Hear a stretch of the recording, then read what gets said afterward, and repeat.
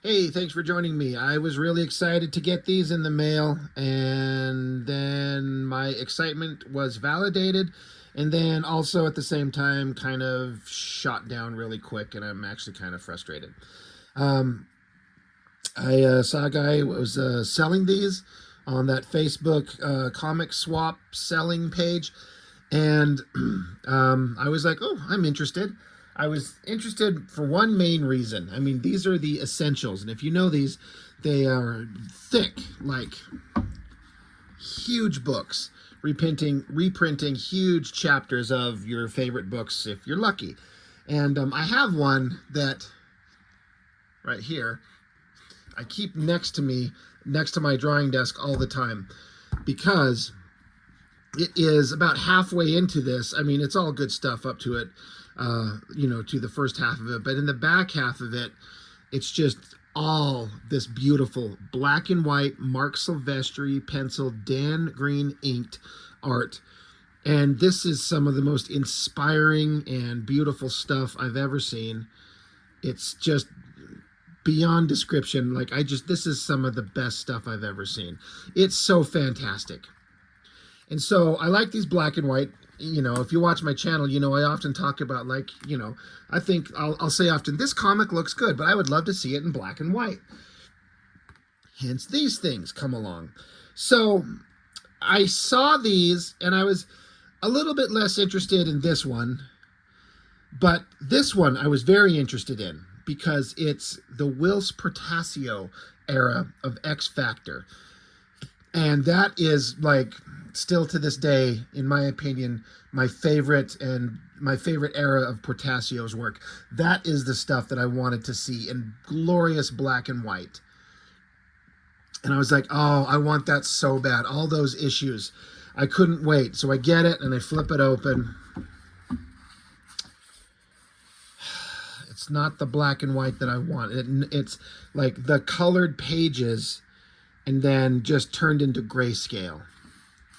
This is not what I wanted. I was really kind of peeved off.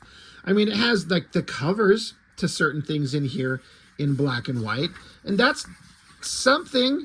And it also has, to its credit, several issues of the Uncanny X-Men that Jim Lee was drawing, that's in the era of X-Men where he was just at, like, I want to say his peak, but that just depends on how a person views it. But his art style didn't yet evolve into the art style that he would start doing that kind of, in my opinion, really manifested at X-Men #1, more bigger images and a specific kind of cross-hatching rendering that he's never since kind of backed off of. There was a lot less cross-hatching rendering going on in this type of work, and I love this stuff. So anyway, getting to the point is that there was a lot of this great Jim Lee era X-Men. I just wanted to stop and catch the black and white cover. It's so great, man. I love this stuff. And again, this artwork here is fantastic, but I wanted it in black and white. But again, I wasn't necessarily wanting the Jim Lee or even the Rob Liefeld, although if the Jim Lee would have been in black and white, I would have been all over that. But what I showed up for and wanted was this stuff by Portacio. I want to see this work in the black and white. I was so excited to get it, and my dumbass could have looked it up before I bought it off the guy. But to my credit, I messaged the guy and I said, are these books the black and white books? And he wrote back and said, yes, they are. And he sent me some interior pages of this one. So if I would have seen that this was like the grayscale, I don't know that I would have bought them, because I basically have all these issues in the regular comic form anyway. And it is kind of neat because these are nice and clear and the reproduction's pretty solid. It's like a newsprint paper, and I really like the way the stuff looks on this. It's all really good stuff. But like I said, I wanted the Portacio art. This stuff just blows me away so much, and I wish. I mean, I can't even get a black and white cover there. I mean, how hard is it? I mean, how did they get the black and white pages on all these other books but not these. And like, I don't imagine there's any world where they had all of these pages. Like, there's stuff in here from like 1988. Like, they don't have the art available. Do they have files or scans of the art? I kind of doubt it. I just kind of assume, and somebody could correct me, that they take the original art and scan it and clean it up, and you could probably just adjusting levels on Photoshop and back the color out. I mean, right? Why did it fucking pisses me off they didn't do it on these? Just, it's what I wanted. I was so frustrated that I didn't get it. Anyway, I could sit here and oogle this stuff. And so maybe I'll get a flip through of these. I've done all these Portasio issues, but maybe I'll flip through this at another date. But I was kind of pissed off. And I picked up this one because he was kind of selling them together. And I could have tried to haggle him, see if he would have separated them. But I'm like, you know what? It said Liefeld and Sylvestri and Simonson as the artists in this book. I'm like, I'll just take them both. And now this one does exactly what I wanted. It's the black and white artwork. So I'm like, well, okay, at least I got one thing. Let me zoom in a little bit on this. So these are huge, like I was saying. Like, this is tons. So we can't sit here and go through everything. All the art in this is really good. You got a Terry Shoemaker with Al Milgrom on inks. That, of course, looks fantastic. And then we get into Walter Simonson. Now, he's obviously an unbelievable legend in the industry, but he's one of those that I never really saw his artwork that much when I was younger and collecting books, and saw very little of it. So I don't have a very specific or huge connection to his work. Again, I recognize it. Sorry, I'm trying to adjust this damn camera again. I recognize it as absolutely skilled as it is, but it's all kind of newer to me because I didn't read it when I was younger, so I kind of form a emotional connection. And I mean, if I was going to sit here and talk about Walter Simonson's work, I need to get one of my buddies like Danny Bedrosian. You know Walter Simonson's work very well. I have to have you come talk about this. Love this cover. That looks fantastic. But as I was going through this, I was like, all right, well, where's some of the stuff that I'm looking for specifically that I want to see?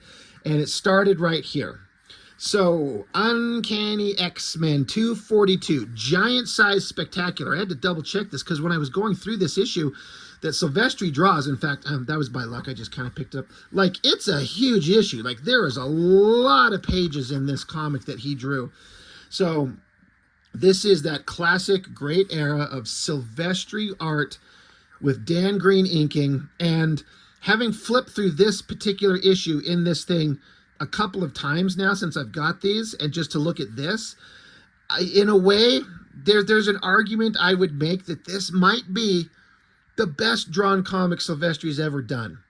Now, I know that is a bold statement, and it depends on kind of what you're looking for and what you like and what you see. But for me, I would now have to place this issue, 242, as one of the best issues I've ever seen Sylvestri draw of anything.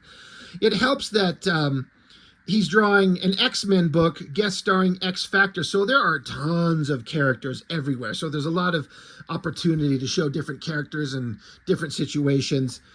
And it's unlike the Wolverine Essentials that I was just showing earlier, where it's just like one character, one main X-Man, and then a bunch of kind of secondary characters. But these are all like primetime superhero characters, and Sylvestri's drawing them all.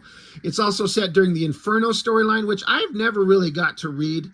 I know some of the basics of it, and but I'm not really necessarily interested in or talking about necessarily the Inferno storyline. I did read this comic, and it's so quintessentially classic Claremont writing. It's for some reason, like, there's the characterization is there, and I understand why Claremont does certain things, but man, there's parts of it's just so fucking hard to get through because it's so ridiculous the way it's written and the way the characters talk. But you can't argue with Claremont's success, so it's just such an odd thing. It's just maybe it's just because it's a product of its era. Like, yeah, it says 1988. I look at this and I'm like, I was 11 years old when this stuff was coming out. I was 11 years old, and one of my favorite artists of all time, if maybe not my favorite artist of all time, Sylvestri, is drawing maybe the best book he'll ever do. Again, I know that's quite the statement to make. Love this splash page. Wolverine making out with Jean Grey.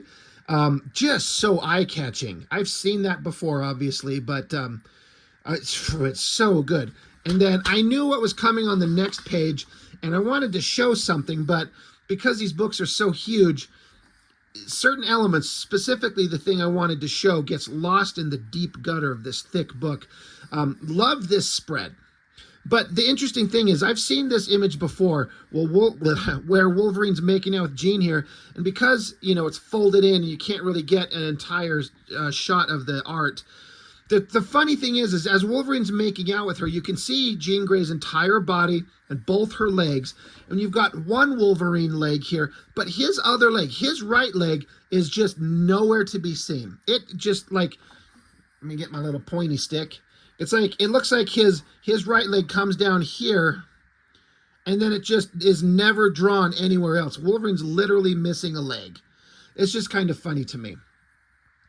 But just looking at this stuff, what a beautiful spread. And Sylvestri's, like, I love his composition. I love his figure work. Everything is great. And then Dan Green's inking. It's just unbelievable to me how much it looks like it looks like fast brush work. And I know he has to be using a brush on a lot, if not most, if not all of his work. I don't know exactly what his tools are, but these organic trees, these gnarled branches, they're so interesting. These obviously up here, these branches are just big, you know, just taking a brush and just doing like quick ink lines. Just brushing them in there. It's just simple, perfect, flawless. And then it just, everything about this. And it looks like it's all done quickly. There's not like razor sharp precision, hard, like Hunt 102 nib lines. I'm not saying that as a negative, but it's just a very organic brush stroke. And it all works so perfectly. And another interesting thing about Sylvestri's artwork in this era, and specifically at this time, is this is before he adopted what I call, and I think he would call, most people would refer to as like the Jim Lee, like glory shot art style. Because Sylvestri's on record as saying that he kind of adopted the Jim Lee style because that was the popular thing. Meaning putting big eye-catching anchor shots of characters on every page because it makes each page more visually stunning, and collectors want them and more attractive to the eye. Sylvestri would adopt that big time, and to probably better effect than anybody of the Image guys. I would say anybody, the founders and everyone who followed after him, he's just better than all of them. But this is way before that, and you'll kind of see that none of that big glory shot bullshit is in this entire comic, which is like, I don't know, like maybe 40 pages of just absolute primo Sylvestri artwork on the X-Men. It's so good. But all the figures are just kind of small things. All his pages, like, look at this. If you would look at like Sylvestri's work on Cyberforce for his entire run on the miniseries and the regular series, once he started that, how there's always big, awesome, over-rendered shots of Heatwave and Cyblade and Impact and blah, blah, blah, blah, blah. But look at this stuff. Not a trace of that anywhere. It's just basic paneled storytelling. And depending on the artist, that could be visually competent and satisfactory, but maybe boring. But to me, all his drawings are just fantastic in a way that's just so interesting and eye-catching to me. He's got such a interesting, organic way of portraying the characters, their body language, the emotional vibe going on. It's just so good. But again, look, it's just more pages upon pages of just basic paneled storytelling without doing the big glory shots to resell them. So I have to imagine if these pages are floating out there for people to buy on the art market, these are probably the least expensive ones, theoretically. I mean, obviously this double page spread's probably, I would imagine, would sell for a lot, but you know, most people wouldn't want these over the big, giant, awesome full page splash of Wolverine. I would take any of these in a second. They're so great. I did read this issue. Like I said, I haven't read any of this except this issue. And I'm like, I want to just read this story. And like I was saying, the characterization's all there. The characters are all exactly right. But there's so many like things that just kind of comes down to the way that Claremont structures his stories and the words he has them say, that Claremont's got a voice that just stands out in terms of characters speaking, and it just gets so old. But it's what made the characters hyper popular. So I don't know. And certain repeating themes like, you know, Angel. So the story is here at this point, X Factor has shown up and the X-Men are there. And I don't know exactly what's going on. Like the X-Men, like Storm's got some kind of like Inferno inspired, like hooker version of the outfit that she would normally wear. And all the kind of X-Men seem to be acting out of character. So I don't know if the hellscape is affecting them. I haven't read the story. I don't know. They're kind of acting not normal. And X Factor's showing up and they're kind of fine, but they don't understand what's going on. So they end up fighting. And of course, Archangel, not a fan of Wolverine.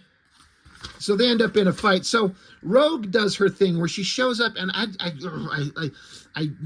bitch about this every time it comes up. There is no reason why Rogue needs to kiss the guy. But Claremont loves to have these characters kissing. Now, I would say you could make an argument. Like, Rogue has a full body suit, so she doesn't have bare hands. And she has to have skin-to-skin contact for her absorbing mutant sucking powers to work, right? Okay, but she doesn't have to grab him and kiss him full on the lips. All she has to do is get up to him and place her cheek on his cheek or his forehead. She doesn't have to fucking make out with the dude. So you could argue that, well, she's in an altered state and I don't know. But I swear Claremont comes up with some weird kind of, like, when you kind of examine, for lack of a better term, the sexuality in some of these comics, it comes across as really weird in a lot of places. It really does. In ways that just kind of like, this reads really strange. Like, go back and see some of the stuff between Colossus and Kitty Pryde when she's like 13 years old. And she's literally asking Colossus to fuck her because they expected they were going to die. I'm like, whoa, not that, no, stop. But this making out thing, and this is not the only time it happens. So the team has to fight each other, and again, it's just great action from Sylvestri. Longshot and Dazzler, I don't know what the hell. They have such a weird interaction. And of course, they're on a edge of a lake or something, or water. They end up making out, but they're in kind of a relationship, so whatever, that's fine. I didn't know that there was a story point during this era of X-Men Inferno where Havoc, like, he's over here defending Madeline Pryor, and he's pissed off that Cyclops, you know, he's like, you forfeit every right you had when you walked out on her. You swore an oath, Scott, and you lied. So Havoc's like defending Madeline Pryor, because I know that Madeline Pryor, you know, I know the whole story. She come along, they got together after Jean Grey had died, after the whole Phoenix thing. And she's the mother of Cable, right? That's Nathan Summers' mother. But then real Jean Grey was in a cocoon in the bottom of the whatever lake or whatever they crashed in. She come back. So Scott's back with the original Jean. Madeline Pryor, she's there. She's going to be the Goblin Queen. But Havoc, like, super defending her. I'm like, was there like a relationship going on with him? Weird relationship stuff. And of course, the demon, you know, his name is spelled N apostrophe. Let me try that again. N apostrophe ASTIRH. Is it Nastir? I think. But he's changed from, I guess, a previous version. It says, I have been touched have I been by the Technarch transmode virus. remade as a being of organic circuitry. Each bite of my system suffused with eldritch energy. In all creation, there is none like me, the ultimate living, sentient, magical computer. What the fuck is that? Oh my God, is that just like, that's exposition dumping to tell us something. Okay, and then I guess there are these demon dog things that were Jean Grey's parents turned into demons. Weird. I just can't get over how good Sylvestri is at literally everything. Like, he has to draw, the script calls for a horse-drawn carriage, but the carriage is a demon thing. So you have to be able to draw horses. Hell, they're even like unicorn horses. Look at him drawing horses. They're so well done. And the demon carriage, fantastic. Like, where does he get his ability to draw all this stuff? Does he look up photo reference? Again, this is 88. So, like, there's no computer, go Google, no phone to pull up images. Like, does he just have a morgue file of horses, or does he just know how to do it? It's just unbelievable to me how good he is. Now, of course, Scott's put in the position of, you need to either rescue Jean Grey from demon monsters, or Madeline from whatever the demon carriage is. He has to make a choice. The story is just so ridiculous, but I'm just digging this fantastic art. A bunch of open line, broken line, and ink lines that just are kind of suggesting things. It doesn't have to be a perfect, like, hyper-connected, precise line to everything. You can have broken lines and leave little open spaces. Dan Green is so fantastic at that, and Sylvestri is just the master of this. Again, all these pages, like basic 6-panel grid layouts, you know, divided up and altered slightly. No giant Image Comics glory shot nonsense anywhere. It's so well done. Then I guess Madeline Pryor, she just suddenly gets into the Goblin Queen outfit. Has she worn that outfit yet? Yes, okay. I will make the argument forever that no one draws Madeline Pryor, Goblin Queen, hotter than Sylvestri. Like, look at that. And it's just a little tiny drawing. It's just a little image, like, you know, as long as my finger. But he draws the hottest girls. I mean, look at the body on her, but the body language, the flowing hair, that organic torn up cape. And then just the pose on, like, getting the gestures of the legs and the high heels. I struggle drawing, like, women in high heels with their feet pointed down and just getting that right. It's so frustrating. But he nails it flawlessly. And then Havoc, who tagged along and his outfit's being burned away. This simple drawing of him here, where his outfit's been shredded, like, just a simple figure drawing that is solid as hell, great hands. And then because his outfit is just completely black, you can just have it shredded by just having it kind of torn up and just having these black shapes on there. I love the face. Like, everything about this simple little drawing of Havoc is just perfect. I did get lost in the story where, out of the blue, just Colossus is there running to kind of stop Madeline and Havoc, and then the demon building shuts down, you know, clamps shut. So Colossus is like, yeah, like the demon building or whatever the hell it is, like, you can't save them, you know, they're lost. And so Colossus, like, this line is a line that Claremont has written. I swear I've read this 1,000 times, and reading it once was fine, but when you have every character verbalize things exactly the same way, it starts getting so ridiculous. Again, beautiful artwork, but the dialogue, Colossus, because the building says, I've got them, you know, they're for us. And so Colossus says, no, nastier, not so long as Colossus has life and strength to stop them and you. Now, me just verbalizing that, if you don't know Claremont's writing, that may not sound like a big deal, but, and Claremont does alternate versions of this, but it's basically the same thing. Not so long as I have life and strength to stop them or stop you or something. He rewrites that fucking line over and over and over. At what point do you, like, stop and go, I can't write that thing before because I've written it 1,000 times. You got to do something different. Anyway, minor complaint. Again, the X-Men and X-Factor are still fighting, and they just can't seem to stop and talk to each other. Some of them are acting weird. The X-Factor guys don't understand why the X-Men are acting goofy. I don't know why the X-Men are acting goofy. I don't quite get it, but it seems like a convenient excuse just to get these people just slugging it out. Yeah, Rogue, Beast is throwing a giant rock, so Rogue picks up a freaking tree. She says, about time y'all woke up and smelled the coffee, Fuzzy. What you called your best ain't gonna be nowhere good enough. That's very quintessential, kind of like Claremont cadence. It's interesting. I love this upshot on Cyclops' face. I've said that before, where Sylvestri does these upshots on human faces that are just spectacular, and that one looks so good. Long shots, kind of creepy, crazy. Like, obviously, something's going on with the X-Men there. Again, I haven't read this entire story. I'm sure it's explained. I'm just missing it. But, yeah, they're just kind of going at each other.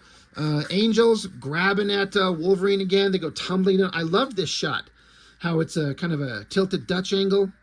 And Sylvestri is a master of putting in just enough backgrounds that are, at times, extraordinarily simple, but conveys everything you need to know. Like, there's not much backgrounds going on in this entire page, like just a little rock formation there, but you don't need it. You need to have Angel grabbing Wolverine, and then you get, tree, bushes, shrubbery, ground, and then some trees in the distance, and in the mid-ground, they're tumbling as they hit the ground. Great shot of Wolverine slashing at Angel. I love this version of Wolverine during this Inferno era where his mask is all blacked in. It makes him look monstrous. And then as Angel responds, takes his wings and slices the tree, like the motion and the movement of his wing slicing, and then the tree snapping. Like, I could just feel the snap, like the sharp slice and snap in that shot, and Wolverine diving out of the way. It's just pow, snaps. Like, it just works so well. For whatever reason, Storm's hovering above, kind of like assessing the situation. It kind of seems like she's got her senses about her more than the others.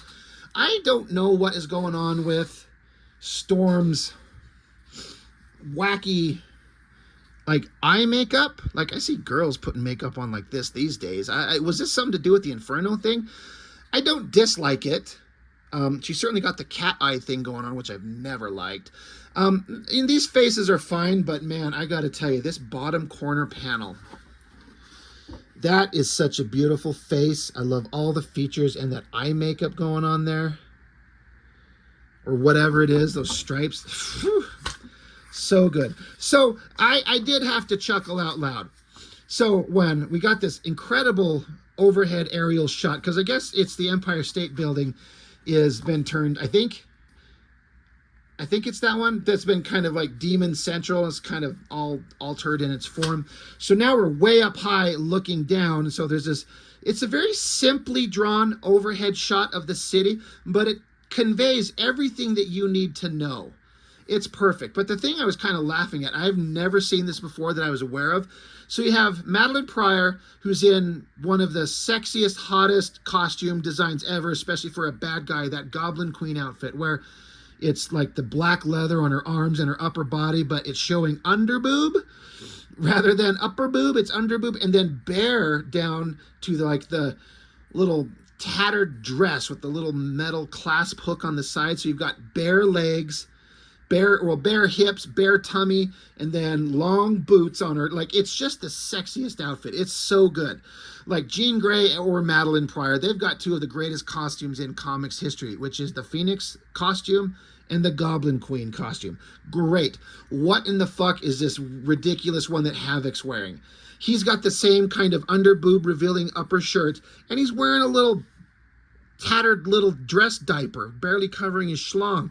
I'm like, I guess I get the point of them trying to have it mirror design, like they're both kind of overcome by evil. That is ridiculous looking. Looks like a little fucking BDSM whatever the fuck. It's ridiculous to me. But yeah, they're together again. I didn't know Havoc had some kind of connection to this story. It's all kind of news to me. Of course, I couldn't tell you where Havoc was in this story, in this era of X-Men anyway, because this was right before I started reading X-Men. I started reading X-Men on the regular right at the end of Inferno, like it was done, but right at the end of Sylvestri's X-Men run and right at the beginning of Jim Lee coming on board. So I missed all of this, and I know Havoc was part of this.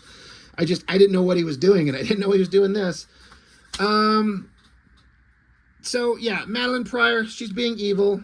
And then this Nastir guy, this weird, like, horse demon thing. Kind of a goofy design, but Sylvestri really draws it well. Because he's Sylvestri. He draws everything well. I also, another thing, maybe it's just a reflection of the era. Hairstyles.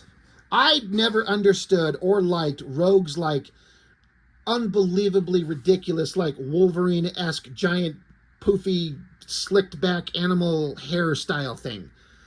When I was introduced to the character, to my recollection, it was in the Paul Smith drawn issues of Uncanny X-Men, where she'd been introduced as a villain way back sometime. I've never seen the original issues where Rogue was introduced, but I have seen the issues where she showed up at the X-Mansion and Ms. Marvel punched her out of the roof of the X-Mansion, and she had to join the team because everything's gone to hell, and she needed somewhere to go. And Rogue had very short hair, like up, above her shoulders.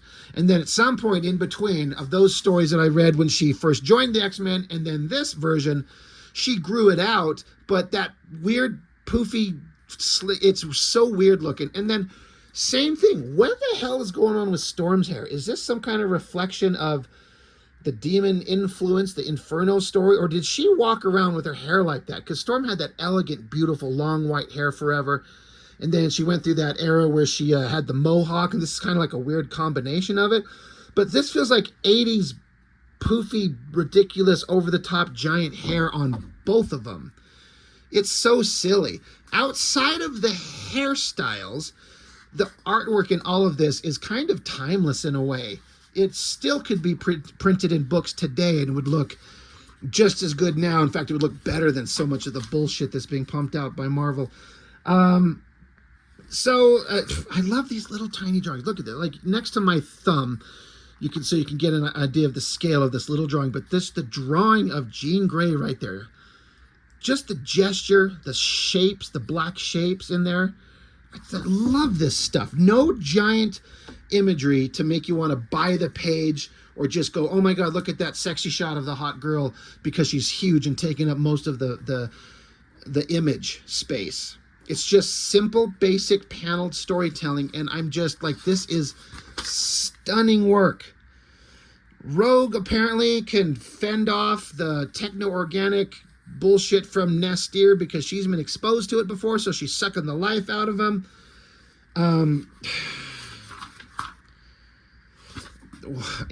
Whatever. It's so convoluted.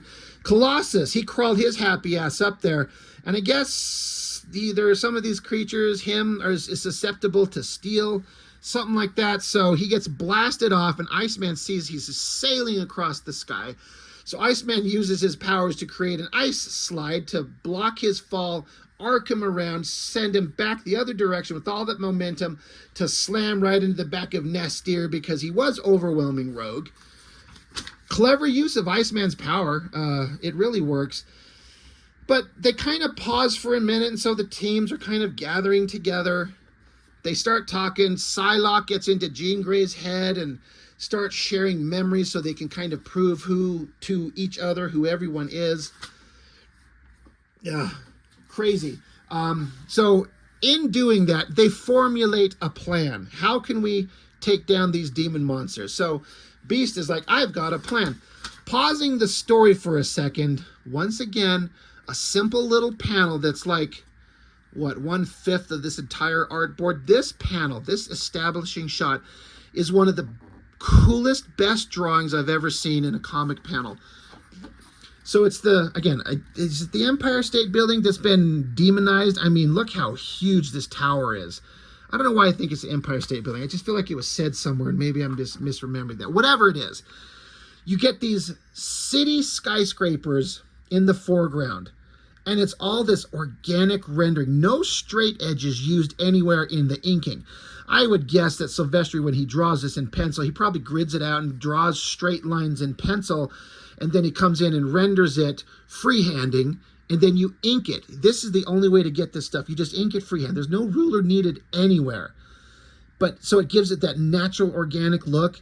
And then kind of leaving the in-between spaces just white. It makes it feel like there's a mist, a fog, a weird kind of atmospheric thing going on. And look at the buildings where the like the rendering is left clear in between the buildings to again make it look like fog is just misting through there.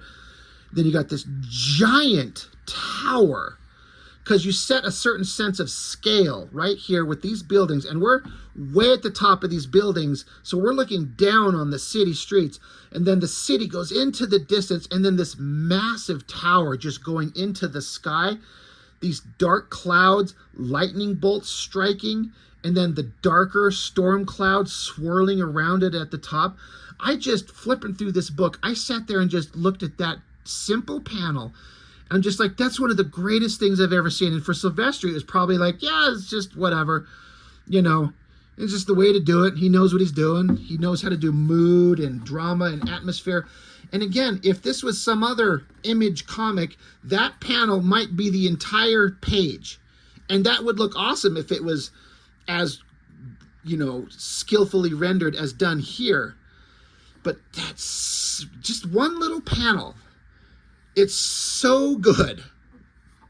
I didn't need to spend that much time yapping on about it, but here we are. So their plan, because Colossus's organic steel is dangerous to the demon monsters or whatever, so they use telekinesis to push his ass up into the air, but he's big and heavy and bulky, so Cyclops has to shoot his dumb ass to project him even faster, and then Storm uses her wind powers to project him even faster. So they're firing Colossus like a bullet to get up there to stop him, which he does. Slams through the thing. Then the organic walls grab onto Colossus and start like jizzing acid onto his body. Wolverine gets just thrown by Archangel. I guess they set aside their differences. And Dazzler starts shooting lasers. So it's a team effort. And they start winning. And then in another like clever use of Iceman's powers, like, he's literally encasing this entire unbelievably massive structure in a giant block of ice. Like, again, look at this shot and look at all these skyscraper buildings here in the foreground to give you a sense of how big this demon tower is in the background. And then you see this block of ice just covering it. Like, Iceman able to manifest and control that much ice, which you get this shot over here where the entire thing is just encased. It's like, holy shit. Like, even I think it's Jean Grey says, she says here, when I watch Bobby cut loose like that, Scott, I find myself wondering if he could freeze the whole world. And Scott's like, mutants possess so much power, is it any wonder people fear us? Like, that's some writing that is like great characterization, because these mutants with these powers, I'm sorry, like, we want to use X-Men as an allegory for, like, everyone's different, and it's, you fear something that's different, so you hate it. You know, it's like race relations or identity or whatever. Sure, of course. But when you have characters that can, like, literally shoot nuclear bombs from their eyeballs or freeze planets, like, this is not just, like, a simple, like, we need to accept everybody. This is horrifically frightening possibilities with mutants with these kind of powers. That being said, love this shot. Again, another like simple but hyper, super effective cityscape of the possessed city and this unbelievably huge frozen tower. Great shot of the demon horse thing, Nastir. All fantastic. The X-Men are kind of doing their best to stop them. And so they just keep kind of pouring on the power. Cyclops is shooting, Dazzler's shooting, Colossus is punching. They're shattering the glass, I guess, freezing him and then unfreezing him. Screws up his organic stuff because he's like, oh, you freed me. Thanks, you bunch of dummies. And he's like, oh, wait, no, this is not good. This is fucking me up. The characterization on this animal shape to have that mouth open like that, like so many artists, like I'm a half-assed enthusiastic amateur bullshit comic artist myself, and you would sit there and tell me to like draw an animal creature like this, and I wouldn't be able to. I'd have to look at someone else's shit and just copy them. Look how good Sylvestri is. Like, it's no wonder he's just the best artist out of them all. And I say that meaning like the Image founders, just because they're a specific hyper-popular group. But yeah, they keep pouring on the power, burst of energies, and then again, holy shit, a fantastic cityscape. Once again, I bet you it's like basic 1-point perspective. You know, you set your vanishing point. Let's see. I'm always looking for my goddamn ruler. I'm always setting it aside. Oh, who cares? But like, you set your vanishing point probably, I'll just use this right here.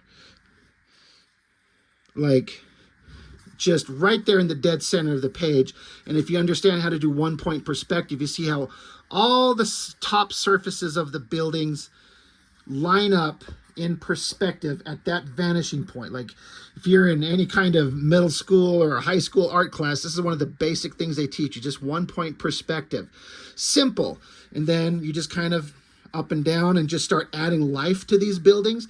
But once again, not a straight edge, not a ruler used anywhere to draw these buildings, because they're demon-possessed buildings. It's all organic shapes, but it reads so well. And the magic is Sylvestri's ability to spot where to put the black shapes, because again, we're doing bright, brilliant explosion light source, so of course the shadows are on this side facing us to give it a heavy shadow on one side to emphasize the light source on the back side. But where do you choose to break up all these shapes and have them stop?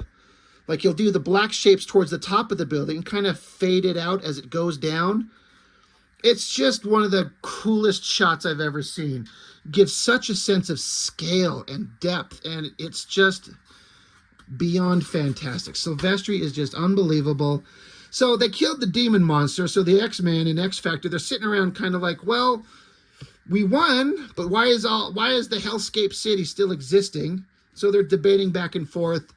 Love that shot of Jean Grey. Like, it's like super sexy, beautiful female figure with a little bit of highlight emphasis focus on her little tight little ass.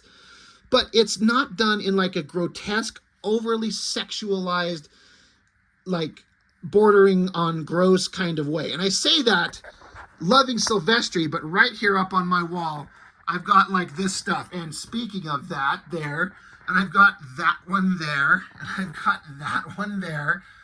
Like, the difference in kind of the stuff that he does, and he'll emphasize and focus on hot girls because that's what the audience wants and that's what sells.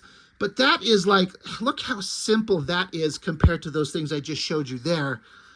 But it's still so good. She's so stunningly beautiful in terms of a simple figure drawing. But they think they've won.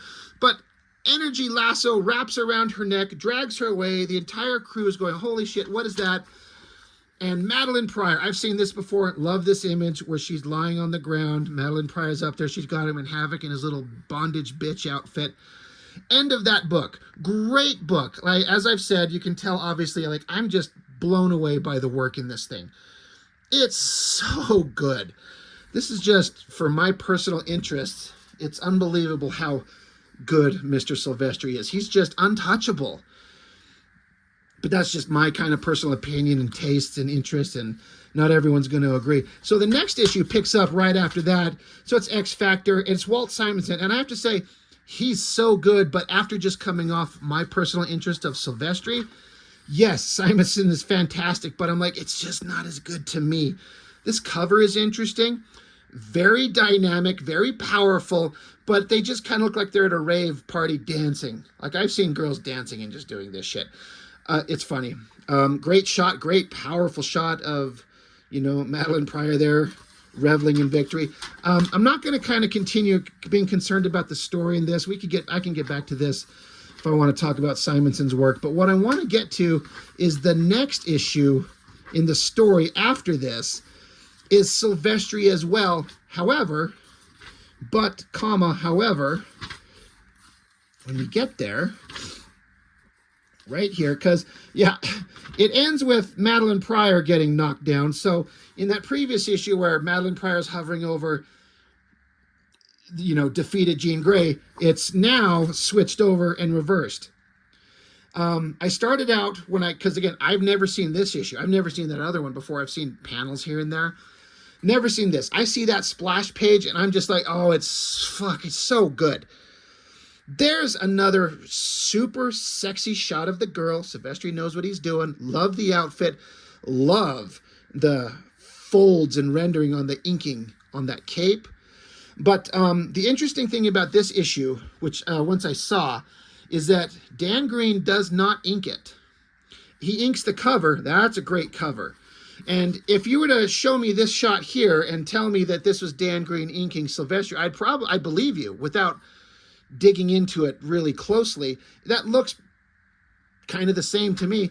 But flipping over here, it's Hilary Barta, guest inker. And I was like, oh, this should be interesting, because in this era, for the most part, I can only recall ever seeing Dan Green ink Sylvestri in this era. And then once he jumps off of X-Men and goes to Wolverine, it's, as far as I know, it's exclusively Dan Green. And then when Sylvestri goes off to do Image Comics, it's Scott Williams and all those other fantastic inkers, and his art just completely changes. But I was like, this is going to be interesting. I know Hilary Barta's name. I don't know much about him at all. I just know he's been in the industry doing stuff all the time. Pretty respected name as I understand it. But there is a definite difference, in my opinion. I feel like, in people who know Hilary Barta's work better than me, which is probably anybody, is he known for a cleaner, slicker line? Like, I don't think I'd ever think that that is a Sylvestri face, nor that panel. Some of the stuff in here, I might start to see it. I just feel like maybe that Hilary Barta has a slicker, cleaner, less rushed organic line than a Dan Green. And it doesn't look as good. And I don't say that to be negative on Mr. Hilary Barta's work, because it's clearly good. But I will say, as I flipped through this issue and kind of kept, you know, paying hyper attention to the work, it starts out not looking like Sylvestri exactly, and it's a cleaner, slicker look. It's just not quite the same. But as it progresses, there's some panels where I'm like, I felt like maybe he was getting a feel for Sylvestri's work. Maybe he had seen the way it was coming out and then compared it to some of the Dan Green and changed his approach. Again, this all, I don't think I'd ever, if you were just to show this to me and tell me who drew this, I don't know if I'd pick out Sylvestri. Maybe on these screamy faces down there. But none of this screams out that same style. Again, it's all fantastic. Sylvestri's work, his storytelling, it's all there. No doubts, no questions. But then suddenly at a certain point, like these panels down here, again, I love these three panels, specifically these first two. This shot of Jean Grey, the Phoenix Force, again, that beautiful costume, that beautiful body language, the hair blowing up, that outfit, the spotted blacks, the flames. And then this shot, the burst of energy and fire, like it's, to my eye, it's suddenly looking a little bit more organic and less slick and controlled, and therefore fitting Sylvestri's work. I could be completely wrong, but that's what it feels like. It's starting to feel like more like Sylvestri's work. That Wolverine looks great. That face right there, I mean, that's another one of those down angles looking up that Sylvestri's just a master at. Sometimes Sylvestri's profiles on his women's faces are like, you can't mistake it for anybody else. Oh, it's such a perfectly drawn nose. It's so good. Love the background, simple tech background details there. Yeah, it's all great, but it's not as good as that other stuff. And I'm not trying to lay this at the feet of the inker. And even if it is the case that that's the reason it's not as good to my eye, it's not like it's a bad effort. Like this looks really nice and organic. Love these shots there. It feels like he got more comfortable. But that could be just me projecting what I think is going on. Great screamy faces on Sabretooth. So yeah, it's all really good stuff. This is Polaris, right? Sometimes these outfits, again, another giant, ridiculous, poofy 80s style bullshit hair. Rogue has it, Storm has it, Polaris has it. I mean, these things are a product of their time, so what do I know? This shot down here, where it's like this, again, Sylvestri is this master of putting in simplicity to sell you everything you need to know. Most of this panel is just black. Then you kind of fade it out to give it the indication of clouds, maybe a setting sun. And then basic, like it's all in proper perspective, but like the house, is this supposed to be the X Mansion? Maybe? I was going to say some barns or something. I didn't read this story. I'm sure it's supposed to be the X Mansion, whatever, but just basic shapes, just silhouetted in on the front, highlights on the roof and the sides, some simple indications of grass and foliage in the foreground and behind the buildings. And then same shot, same angle, and it explodes. And that explosion is just fantastic. Great inking. It's one of the cooler explosions I've ever seen. It looks so great. It looks like what Sylvestri does. If I could come even microscopically close to that, I would be a happy guy. Great stuff. Again, is it the mansion that's blown up? And of course, it's sinister. And once again, good Lord, Jean Grey is knocked unconscious and she's being held up by the bad guys because she's the key to everything. Great shot. Again, look at that beautiful figure work on Sylvestri's female figures. She couldn't have a more perfect, hyper tight, sexy female bod. If, it couldn't get any better. But it's not exaggerated to the point of embarrassment. And then, like, look at her face. Again, it's tiny, as compared to my finger. Just simple, open lines, that silly hairstyle. But then the spotted blacks on her body to give the highlights across her chest and down her tummy and then across her outfit there. Like, such a perfect, unbelievably attractive female figure. But it's not hypersexualized to the point of embarrassment. It's so good. Love the ink texture up here on the clouds. You can tell he just like got a brush and just kind of does some chunky kind of with a little tick in your hand, a little squiggle. Heavier at the top and gets lighter. You get kind of lighter with your touch, just like a whisper coming across the page as you just gently let the brush wisp across it. And then up here, you're pushing down and getting those thick, heavier lines. Great. So fantastic effort from Mr. Hilary Barta. No, it's not going to compare to the Dan Green in my mind, but it's pretty damn good. So that's kind of the end of what I wanted to show. Of course, there's more Walt Simonson issues. There is one in here that I'll just save for a separate issue. Frickin' Rob Liefeld draws an issue of X Factor. I know he's talked about often that he was offered X Factor to draw when he was kind of looking for his next gig. And he says that he intentionally and very specifically turned down X Factor because he did not want to follow Walter Simonson. And that would be nothing but, a futile attempt for him. Like, he could only make it look worse.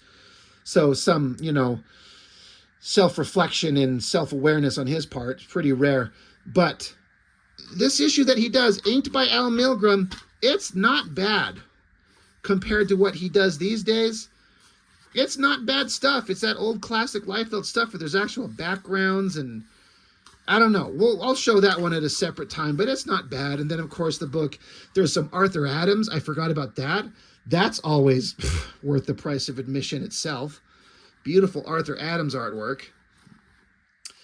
So all in all, as much as I was disappointed with that other one that didn't have the black and white Portasio stuff that I wanted, this kind of makes up for it. I mean, I basically paid cover price for these things. They got a price tag on them of $20, which is basically what I paid for each one.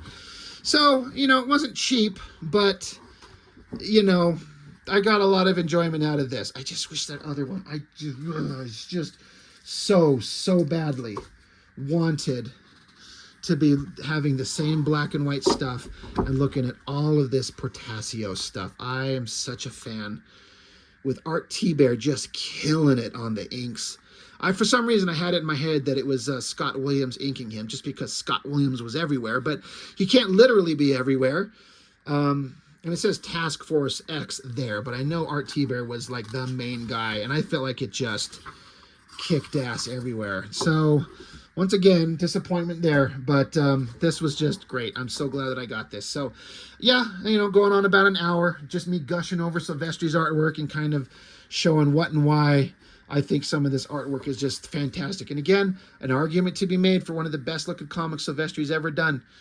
You know, there's not a single issue of Cyberforce he ever drew that's a fraction as interesting to me as this is, because he's doing that big, explosive, hyper cool image shit. And it's all fine, but this is just so much better. Anyway, that's all I've got for now. Thank you for joining me. Thanks for watching my long video, just, you know, trying to become Sylvestri's best friend, because I wish I was, because he's so good. That's all I've got for now. Thank you so much for joining me. I really appreciate it. I'll see you next time.